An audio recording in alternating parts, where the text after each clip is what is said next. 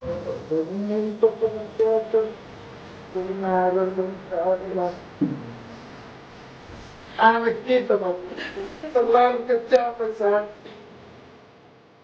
Tangis pilu ayahanda Dr. Eliza Prinsila Utami Pakainoni atau Dr. Ica tak terbendung kala meminta keadilan bagi anaknya.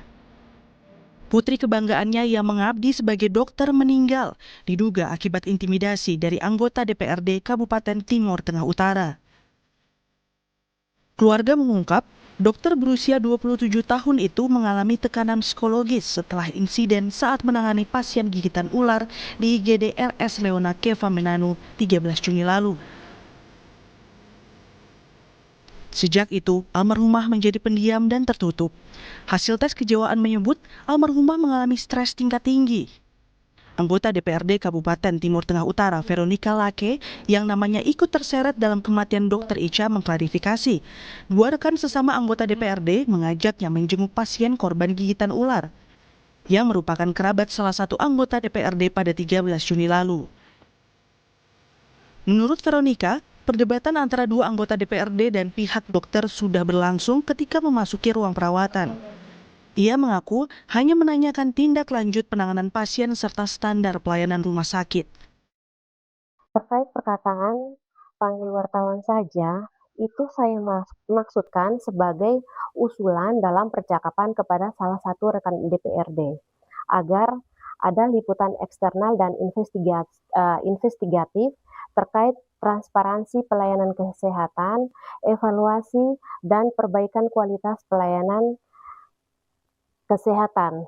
Jadi, sama sekali tidak ditujukan kepada personal ataupun pribadi.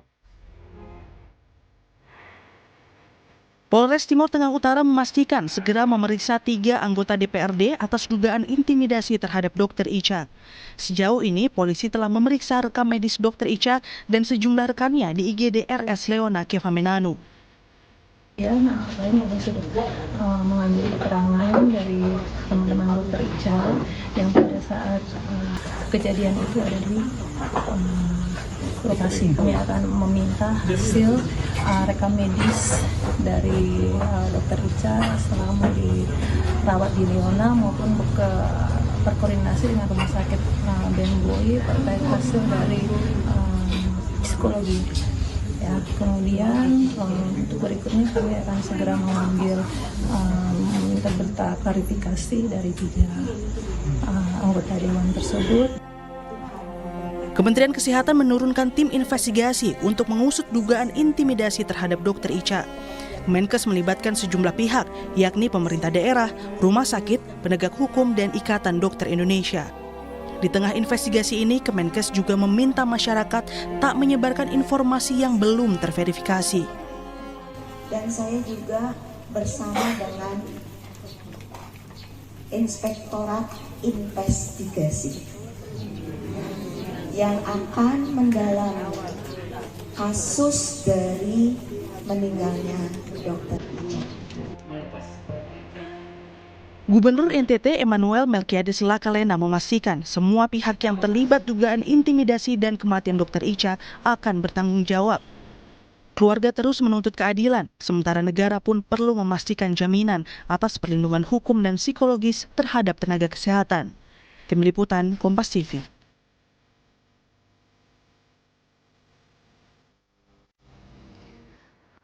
Penelusuran fakta terkait dengan kematian Dr. Ica, kita akan membahasnya malam hari ini. Sudah hadir bersama pihak keluarga, ada paman dari almarhumah Dr. Ica, Fabi Banase. Pak Fabi, selamat malam.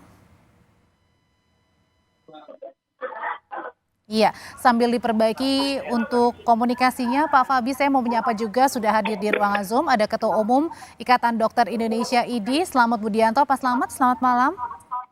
Selamat malam. Ya, saya mau ke Pak Fabi dulu. Pak Fabi, kami tentu turut berduka cita sedalam-dalamnya ya Pak atas kepergian Dr. Ica. terima kasih Mbak.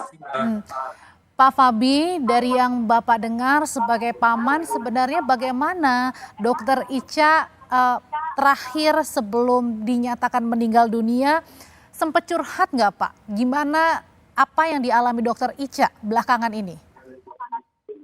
Dokter Ica, terima kasih. Jadi Dokter Ica curhat dia merasa stres dan depresi karena diintimidasi, dan terakhir semenjak ke Kupang itu mendapat WA dari nomor-nomor yang tidak jelas setiap jam di atas jam 4, pokoknya di waktu subuh lah, bahwa ada nomor-nomor asing yang masuk,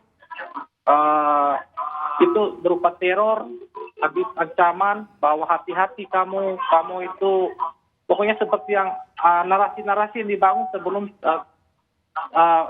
di Ica ke Kupang. Lalu dia katakan bahwa dia ini stres, mau kembali ke CTO itu dia merasa terancam dengan perilaku tiga anggota dewan itu. Lalu dia Pak Fabi, kalau tadi Bapak bercerita bahwa belakangan Dokter Ica memang sering curhat ya, yang mengeluhkan ada yang meneror subuh-subuh dini hari, dan terakhir Dokter Ica juga meninggalkan surat ya Pak Fabi ya. Suratnya apa yang ditinggalkan Dokter Ica, Pak? itu sementara di tangan penyidik, dan waktu itu penyidik coba menunjukkan isi surat bahwa pertama Dokter Ica menyampaikan permohonan maaf kepada orang tua, bapak dan mamanya, bahwa dia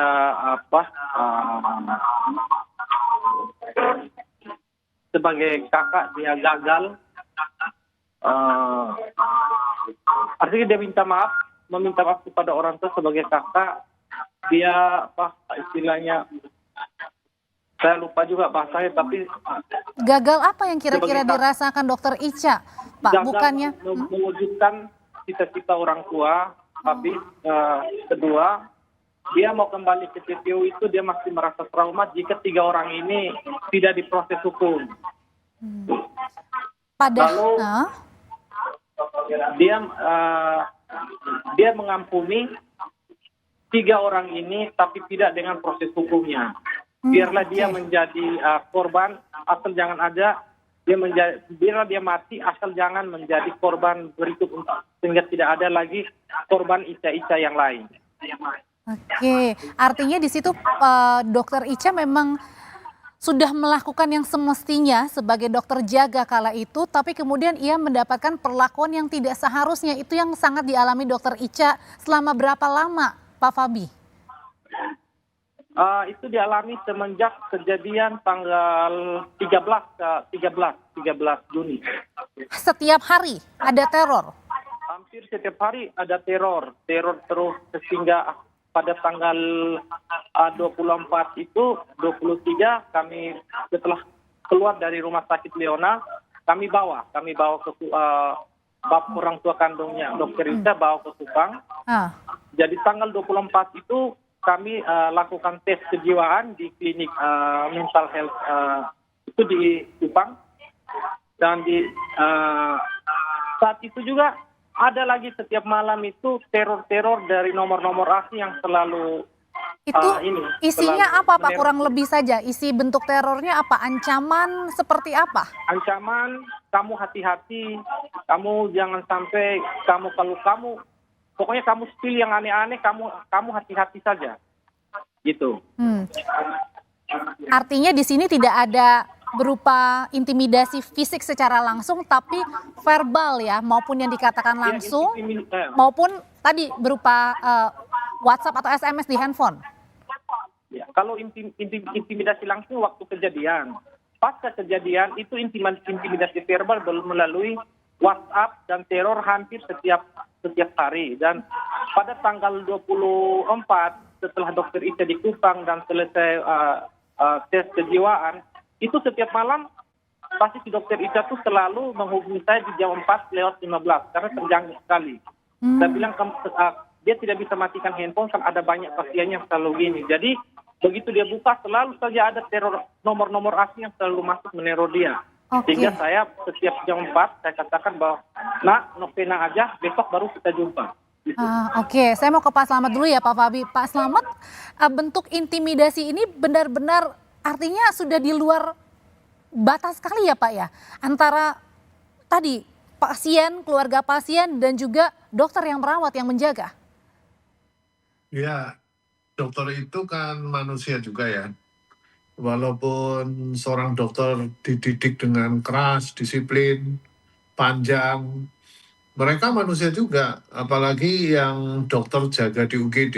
Hmm. UGD itu adalah bagian dari rumah sakit yang full menangani penyakit-penyakit yang gawat dan darurat. Sehingga seorang dokter yang jaga di UGD itu fokus konsentrasi pada pelayanan medis di IGD. Tidak ada intimidasi saja, seorang dokter UGD itu sudah stres. Tekanan yang luar biasa. Stres apa? Menangani penyakit-penyakit yang berat. Yang kedua, kalau pasien itu meninggal atau pasien itu tidak sembuh, itu sudah stres. Apalagi ditambah intimidasi sampai seorang dokter itu depresi. Sehingga saya kira kalau memang nanti itu terbukti intimidasi, kami mengutuk keras dan harus dihukum seberat-beratnya. Karena Dokter Ica ini walaupun dia diintimidasi, handphonenya tetap masih aktif karena masih banyak pasien-pasien yang membutuhkan dia dari rumah sakit, seperti itu.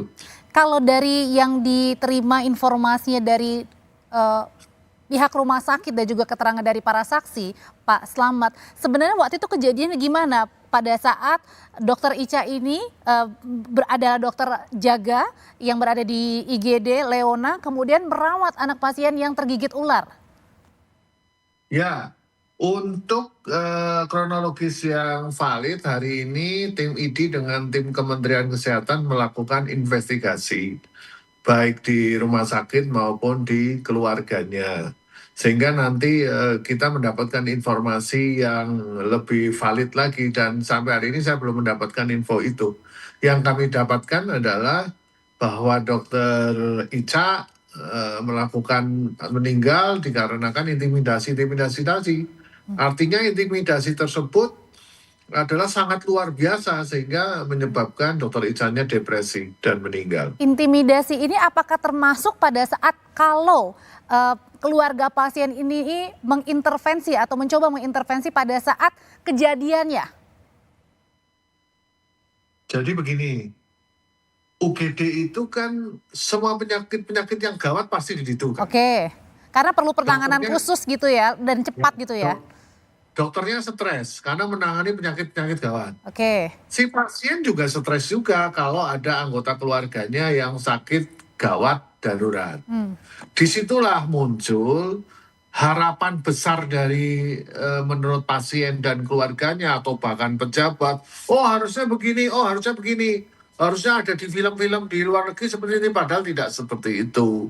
Seharusnya bahwa seorang dokter yang ada di situ melayani maksimal mungkin untuk menyelamatkan nyawa atau menyembuhkan sesuai dengan standar profesi. Manakala si pasien tidak sesuai harapan dokternya juga sedih, si keluarganya juga sedih. Nah disitulah mulai terjadi sengketa, si pasien intervensi, keluarganya intervensi, bahkan pejabat pun intervensi. Dan itu nggak boleh ya, dilarang ya? Itu tidak boleh. Coba nanti kalau Mbak keluar negeri, kalau masuk UGD sudah ke dalam sudah sendirian. Ya. Itu urusan dokter dan perawat. Sedangkan di Indonesia masih bisa intervensi, apalagi pejabat, apalagi rumah sakitnya misalnya rumah sakit milik pemerintah. Padahal itu harusnya tidak boleh. Oke, saya kembali lagi ke Pak Fabi. Pak Fabi, pada saat Dokter Ica ini merawat keluarga pasien yang digigit ular, saat itu Dokter Ica cerita nggak ada berapa orang yang datang untuk mencoba untuk menanyakan lebih dalam lagi kepada Dokter Ica? Ya, ada sekitar 3 orang anggota dewan. Yang pertama itu seorang ibu namanya Veronica Lake dari fraksi PDIP. Yang kedua Hubertus Subani dari fraksi PKB. Yang ketiga saudara Lete Lasakar dari fraksi Demokrat. Oke. Lalu si Veronica ini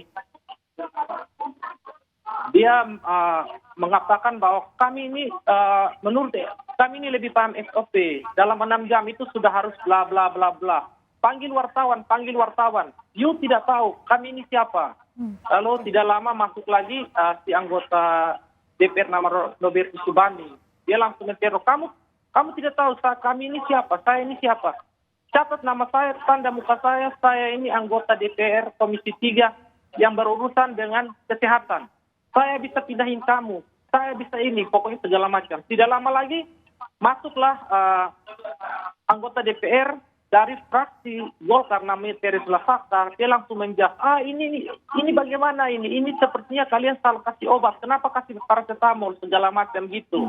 Dan perlu kita ketahui bahwa 2 anggota DPRD dari fraksi Golkar dan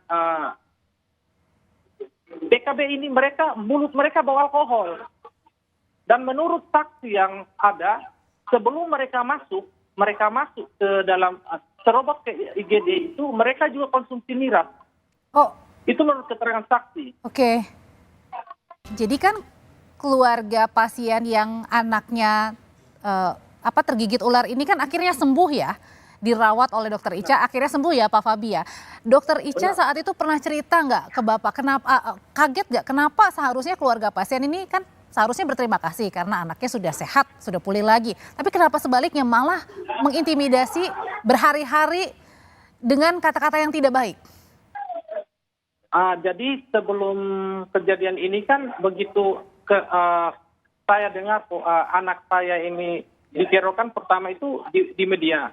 Saya nggak tahu bahwa yang terjadi ini anak saya, Dokter Ica. Setelah hari Minggu itu saya tahu, saya langsung minta nomor telepon 2 anggota dewan, yakni Teres Lasakar dan Robertus Subandi. Teres Lasakar ini saya langsung WA ke dia, saya katakan bahwa saya Fabi Banaste, ponakan kandung dari Dokter Ica. Saya bisa telepon, dah lama si Teres ini dia telepon bahwa, oh ini masalah sepele, sudah selesai, kita sudah komunikasi habis. Saya bilang, oh gitu ya. Lalu ke Sinobet Subani, saya WA lagi, nama saya Fabi Banaste, saya ponakan kandung dari, saya om kandung dan Dokter Ica ponakan kandung saya. Langsung saya WA, pokoknya saya kirim, oh ternyata saya bilang, Anda ini jago juga ya, beraninya intimidasi perempuan. Ada bukti WhatsApp saya ke dia. Lalu saya kirim link berita. Di link berita saya bilang, Anda ini bagaimana? Malah dia nantang lagi. Saya bilang, oke, saya akan LP Anda di Polda. Dia malah nantang, siap gitu. Lalu setelah itu, saya teleponlah Ketua DPRD TTU, saya katakan, saya bilang, Pak Ketua, mohon izin, bisa nggak fasilitasi 2 orang ini, mereka konferensi pers aja bahwa mereka kilaf. Kalau yang terjadi, mereka katakan bahwa mereka katakan bahwa kami tidak pernah mengintimidasi, kami tidak membentak, kami hanya keluarkan suara nada tinggi saja. Jadi saya tanya ke Pak Ketua DPR, apa perbedaan antara membentak dengan nada tinggi? Tolong dijelaskan ke saya, gitu. Oke, jadi artinya masih tanda tanya juga ya, bukannya harusnya berterima kasih, jadi malah menantang balik ya dan tidak terselesaikan gitu ya. Saya kembali ke Pak. Mungkin saya klarifikasi lagi bahwa pasien ini pasien rujukan dari rumah sakit umum daerah dan dirujuk ke rumah sakit Leona. Nah kalau mereka mau ribut kan sebenarnya harus di rumah sakit sebelumnya, bukan ke rumah sakit Leona. Oke, saya kembali lagi ke Pak Slamet sebelum ke Pak Fabi. Pak Slamet, kalau bentuk perlindungan seperti apa sebenarnya yang diterima oleh dokter yang menjaga, dan termasuk ketika keluarga pasien ini apakah boleh masuk ke dalam, misalnya pada saat penanganan khusus? Keluarga pasien kondisi gawat darurat itu kalau dokter fokus melayani medis punya kewenangan melarang. Apakah tidak boleh? Kalau di luar negeri itu tidak boleh masuk. Yang boleh masuk adalah tenaga medis dan tenaga perawat dan lain-lain. Sehingga kalau sampai keluarga pasien masuk, saya tidak tahu aturan yang ada di rumah sakit tersebut. Tapi secara medis itu tidak boleh. Apalagi anggota DPR atau pejabat yang lainnya, itu sama sekali tidak boleh. Perlindungan yang harus dilakukan adalah rumah sakit itu harus wajib melindungi dokter-dokternya yang bekerja di rumah sakit. Karena Undang-Undang Nomor 17 itu seperti itu. Nah, si dokter ini apalagi pasiennya adalah sembuh lah misalnya kan. Kok bisa terjadi seperti ini? Kalau memang itu adalah anggota DPR ataukah bupati ataukah wali kota, itu harus diselesaikan karena dokter ini juga manusia. Kalau diintimidasi juga mereka stres dengan tugas yang sangat berat di UGD, dibebani hal seperti ini mereka akan berat. Jadi seperti itu, dan saya yakin kalau ini betul-betul terjadi intimidasi, sudah selayaknya anggota DPR tersebut dapat sanksi yang berat ya. Oke, saat ini sejauh ini ID membantukah proses investigasinya, Pak Slamet? Ya, hari ini kami dengan Kementerian Kesehatan melakukan investigasi langsung di tempat. Kita ada ID wilayah NTT maupun ID Kota Kupang. Oke, dari sementara penyelidikan sementara atau apa yang Bapak dapatkan bukti-bukti sementara dari keterangan saksi maupun juga dari pihak-pihak rumah sakit dan lain sebagainya, apakah memang bisa dikategorikan bahwa memang apa yang dilakukan Dokter Ica ini tidak salah, artinya sudah sesuai prosedur dan keluarga pasien atau pasiennya pun ini sudah sembuh dan ini tidak ada sama sekali kaitannya dengan Dokter Ica yang salah prosedur pada saat penanganan di UGD? Ya itu makanya kami melakukan investigasi untuk biar mengetahui informasi yang sebenarnya. Kalau dokternya udah sesuai standar profesi, ya sudah selesai. Apalagi pasiennya sembuh. Kalau dokternya tidak sesuai standar profesi, silakan dilaporkan di Majelis Disiplin Profesi atau Majelis Kehormatan Etik Kedokteran ID. Itu kan prosesnya seperti itu. Nah kok ini sudah sembuh, kemudian kok ada intimidasi, apakah karena arogansi seorang pejabat negara atau pejabat pemerintah daerah tersebut ya? Nanti saya belum mendapatkan hasil investigasinya. Oke, Pak Fabi, saya yakin pasti Bapak sebagai paman dan juga keluarga pasti menguatkan Dokter Ica ya. Tapi pada saat menguatkan Dokter Ica, kan Dokter Ica katanya sempat dirawat di rumah sakit juga ya Pak, karena kondisinya drop ya, betul Pak Fabi ya. Terus kemudian diperbolehkan pulang untuk menjalani rawat jalan di rumah, betul? Benar. Nah kemudian apa kira-kira kalau yang Bapak lihat pemicu sehingga Dokter Ica ini mengambil langkah lain, Pak? Jadi pemicunya adalah sejak Dokter Ica laporkan 3 anggota DPRD ini ke Badan Kehormatan DPR. Nah, ketika sudah laporkan, jadi selama ini mereka pikir bahwa ini mungkin agak rasis, tapi mereka berpikir bahwa Dokter Ica ini bukan anak asli NTT karena namanya itu. Karena selama ini nggak pakai marga, pakai noni gitu. Jadi mereka pikir ini dokter dari luar, jadi mereka merasa bahwa ini dokter pendatang, itu yang kita sesalkan. Ini dokter pendatang, jadi kita bisa semena-mena saja. Ini persepsi saya. Karena begitu setelah kita laporkan